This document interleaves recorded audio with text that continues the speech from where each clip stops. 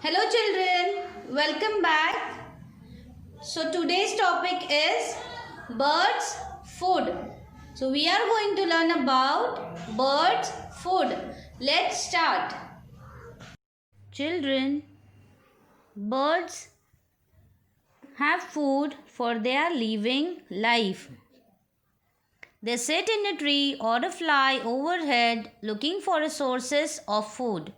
A shift in a light or a movement can attract their attention, and if they recognize it as a food, birds spend much time for looking for food. The different type of foods birds naturally eat: insects, worm, grubs, seeds. Insects picture. These are the grains.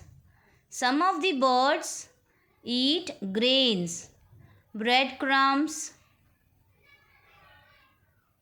broken rice for their living.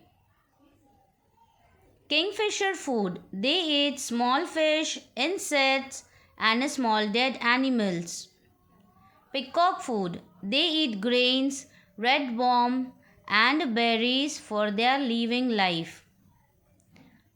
Owl food. They eat mouse, dry leaves, snake.